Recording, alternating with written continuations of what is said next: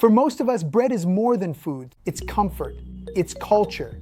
It's that golden slice of toast in the morning, the sandwich at lunch, or the warm dinner roll we can never quite resist. But what if for 30 days you gave it up completely? What changes would you notice in your body, your energy, your mood, even your cravings? That's exactly what we're exploring today. What happens when you stop eating bread for 30 days?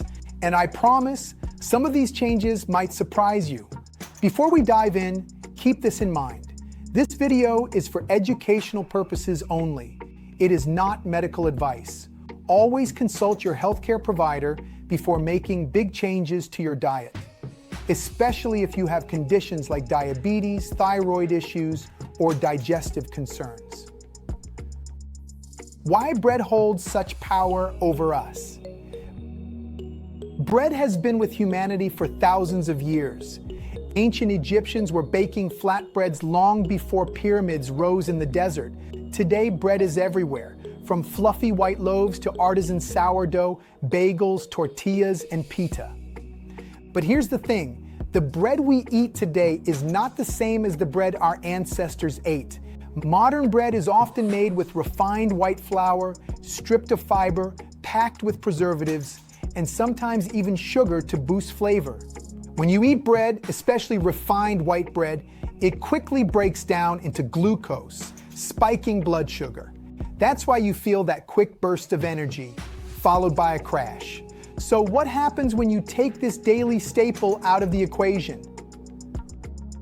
Week 1, the carb withdrawal phase. The first week without bread can feel like breaking up with an old friend. Your body has been used to quick carbs for fuel, and suddenly it's gone. Here's what you might notice. Cravings intensify. That sandwich or bagel might call your name louder than ever. Energy dips. Without those fast carbs, some people feel sluggish. Mood swings.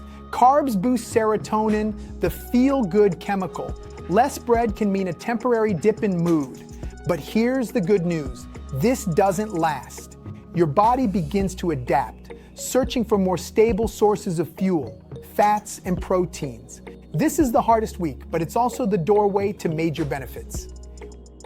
Week 2, blood sugar starts to balance.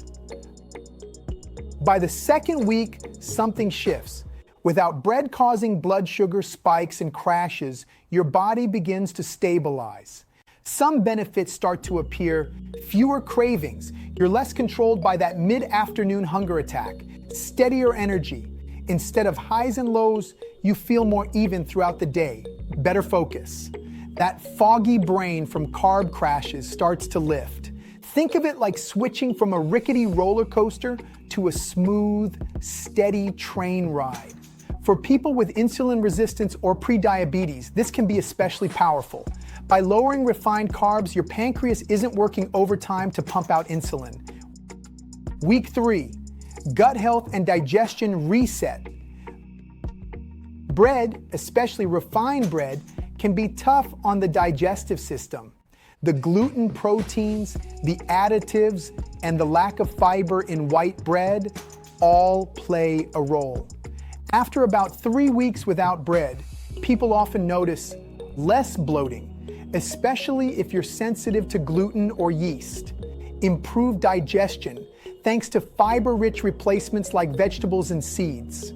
Clearer skin. For some, reducing refined carbs helps calm inflammation that shows up as breakouts. Your gut microbiome also starts to rebalance. When you're not feeding it a constant supply of refined flour and sugar, healthier bacteria have a chance to flourish. It's like spring cleaning for your digestive system. Week 4, weight and metabolism changes. Here's where the magic often happens. After 30 days without bread, many people notice changes in weight and metabolism. Why? Because without bread, calorie intake drops. Bread is calorie dense and easy to overeat. Water retention decreases. Carbs make the body hold on to water. Cut them and you shed puffiness. Fat burning improves. With fewer spikes in insulin, your body becomes better at using fat for fuel. On average, People may lose anywhere from 3 to 8 pounds in a month just by cutting out bread, without even trying too hard. Of course, results vary. It's not about starving, it's about changing fuel sources. The surprising side effects. Now, not all changes are rosy.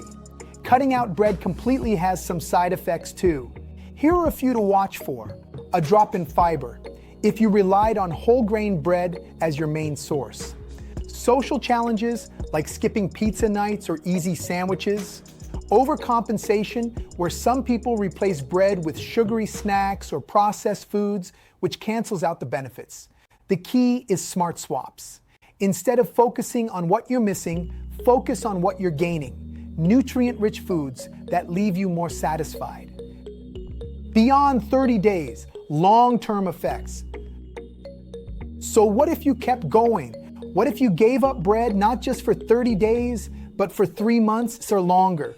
Long-term, people often report sustained weight loss since bread isn't sneaking in hidden calories anymore, better metabolic health, including reduced risk of type 2 diabetes, fatty liver, and heart disease. More mindful eating. Without the default bread basket, you start thinking more carefully about meals. Reduced inflammation. For some, especially those sensitive to gluten, joint pain and brain fog decrease. It doesn't mean bread is evil, but it does mean bread isn't as essential as many of us believe. Smart alternatives to bread. If you decide to cut back on bread, you don't have to feel deprived. Here are some smarter swaps: lettuce wraps or collard greens instead of tortillas, cauliflower crusts for pizza, almond or coconut flour breads for low-carb options, oats, quinoa, and sweet potatoes for wholesome carb sources. And if you love bread, consider upgrading. Choose sprouted grain bread, sourdough with natural fermentation, or whole grain versions without added sugar. Remember, it's about quality, not just restriction. The mental shift. One of the biggest transformations in this 30-day experiment isn't just physical, it's mental. By saying no to bread for a month, you realize something powerful. You don't need it. You discover you can enjoy meals without defaulting to toast, pasta, or sandwiches. You become more aware of your choices, and that sense of control carries over into other areas of life. This is where real sustainable health begins, not in restriction, but in awareness. Should you try it? Now, should everyone stop eating bread for 30 days? Not necessarily. If you're healthy, active, and you love your whole grain sourdough in moderation, you may not need to. But if you struggle with cravings, weight fluctuations, bloating, or blood sugar issues, this 30-day challenge might be eye-opening. The best way to find out is simple. Try it. Track your energy, your digestion, your sleep, even your mood. See how your body responds. And remember, what matters isn't perfection, it's progress. So, what happens when you stop eating bread for 30 days? You might shed a few pounds, balance your blood sugar, calm your digestion, and even sharpen your mind.